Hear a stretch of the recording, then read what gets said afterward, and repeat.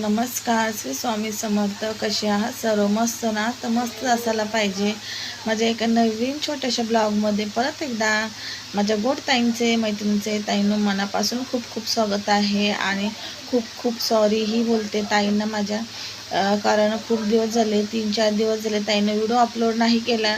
Video बनवलेला होता, म्हणजे शूट करून ठेवला होता.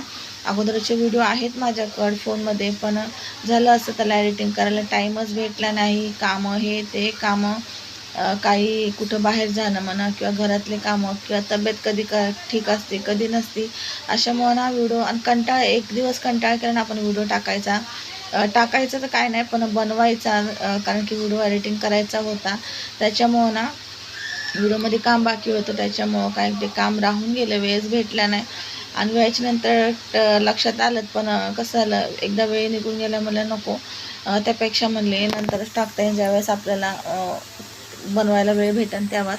मग आज म्हणले चला आज व्हिडिओ अपलोड करते, कारण 3-4 दिवस झाले मैत्रिणींना व्हिडिओज अपलोड केलेला नाही आहे, फक्त शॉर्ट व्हिडिओ वगैरे पोस्ट वगैरे करते.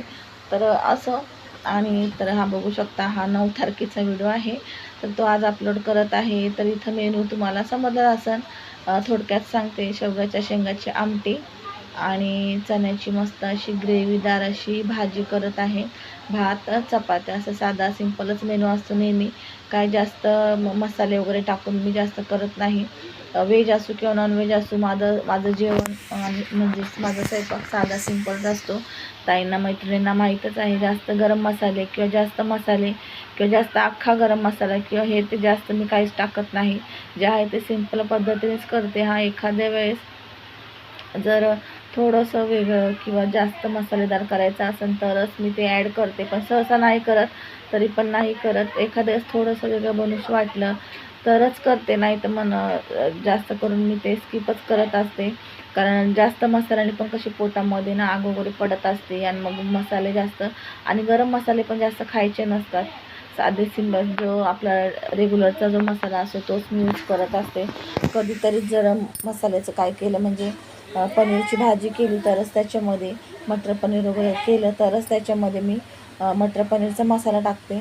आणि गरम मसाला वगैरे पण जास्त सहसा ॲड करत नाही. जरी ॲड केला तर मी एक पॅकेट 2 ते 3 वेळेस तर वापरते, कारण की तुम्हाला आत्ताच सांगितलं मी, गरम मसाले हे आपल्याला असं वाटतं चव येते भाजीला, नॉनव्हेजला, व्हेजला, प्रत्येक पदार्थाला गरम मसाल्याने चव येते.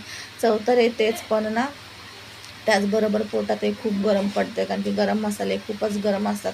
आणि गरमीमध्ये तर खूपच गरम पडते पोटामध्ये. त्याच्यामुळं गरमीमुळे तर कमीच खाल्ले पाहिजे. आणि जर आपण बाहेरचा जो गरम मसाला आणतो किंवा अख्खे गरम मसाले, ते खूपच म्हणजे काय काय वेळेस जास्त घेतल्यावर खूप हानिकारकही ठरू शकतात.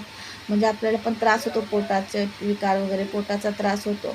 त्याच्यामुळं कमीत कमी वापरत जा. आणि होईन तेवढा शक्यतो ना गरम मसाला हा घरी बनवूनच वापरलेला चांगला. मी जास्त करून गरम मसाला बाहेरचा वापरत नाही, घरी बनवते. वर्षातून एकदा बनवते, मग तो 3 महिने 6 महिने जेवढ्या महिने टिकन तेवढा तो मी वापरते. जास्त पण नाही वापरत. त्याच्यामुळं ना बघा, आपण गरम मसाला जेव्हा घरी बनवतो तेव्हा सर्व मसाले आपण फ्रेश घेत असतो, किंवा आपण आपल्या म्हणजे निगराणीमध्ये बनवत असतो. तो किती सेफ आहे आणि किती चांगला आहे आणि किती दिवस टिकू शकतो हे आपल्याला माहीत असतं. त्याप्रमाणे आपण बनवतो, त्याप्रमाणे आपण प्रत्येक एक गोष्टीची काळजी घेतो. त्याच्यामुळं ना मी गरम मसाला सहसा ना घरीच बनवते, आणि घरी बनवलाच गरम मसाला मी यूज करते. आता सध्या संपलेला आहे बघा. गेल्या वर्षी पण बनवला होता मी, पण तो जास्त नाही बनवत मी, जास्त पण नको म्हणते, कारण की कधी कधी खराब पण होतं बघा, आपले वल्ले हात वगैरे लागतात. त्याच्यामुळं ना मी जास्त पण एकदम वर्षभराचं पण नाही बनवत. अगदी 5 ते 6 महिने गेला बस झाला, एवढाच बनवते. आणि पण दरवर्षी मी आवर्जून बनवते. यावर्षी पण बनवणार आहे गरम मसाला, तर नक्की तुमच्यासोबत रेसिपी शेअर करेन. धना जिरा पावडर बनवते, गरम मसाला बनवते, आणि मसालाही बनवते. लाल मसाला जो आपल्या भाजीतला असतो तोही बनवते. आता बघू. आणि पण काय होतं माहिती आहे, बनवायचं जरी म्हणलं ना, आमच्या इथं सुकत घालायला जागा नाही, त्याच्यामुळे खूप प्रॉब्लेम होतो. आता बघा, गेल्या वर्षी मी बनवलं नाही, कारण की ना आता सुकत घालायला जागा नाही आहे. त्याच्यामुळं ना आजूबाजूला म्हणजे कसं तेवढंच मच्छर, घाण वगैरे, त्याच्यामुळं ना मी थोडंसं दुर्लक्ष करते मसाले वगैरे बनवण्याकडे. त्यामुळे गेल्या वर्षी पण मी सहसा बनवलं नाही, कारण मिरच्या वगैरे सुकत घालाव्या लागतात. मग त्यासाठी जागा नाही आहे घरामध्ये, कसं ऊन भेटत नाही. पंख्याखाली सुकवलं म्हणजे आणि बाहेर सुकवणं एक वेगळंच असतं. तर मिरच्यांना कसं बाहेरचं ऊन पाहिजे असतं. 2 दिवस तरी किंवा 1 दिवस तरी सकाळपासून ज्या उन्हात मिरच्या ठेवल्या 4, 4:30, 4 वाजेपर्यंत तरी पण मसाला छान बनतो. पण जास्तीत जास्त तेवढं तरी ऊन पाहिजे. बाहेर एक जण लक्ष द्यायला पाहिजे.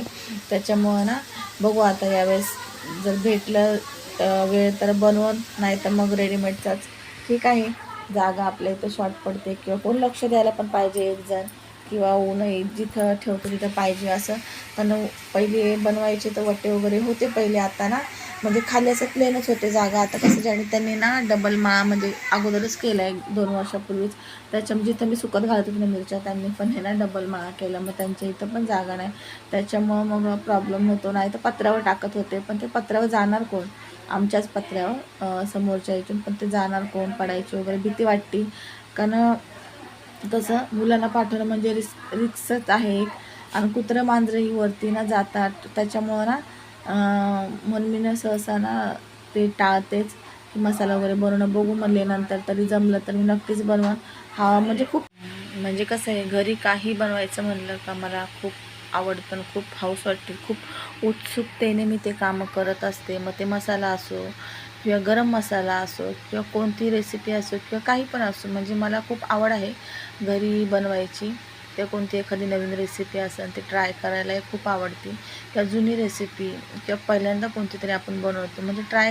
कोणती गोष्ट बिघडन त्याची हे नसती. बिघडलं तर बिघडलं, पण ट्राय करणे खूप गरजेचं आहे मला असं वाटतं. आणि कोणती गोष्ट पहिल्यांदाच परफेक्ट बनत नाही मला असं वाटतं, तर बिघडतच असते. असं नाही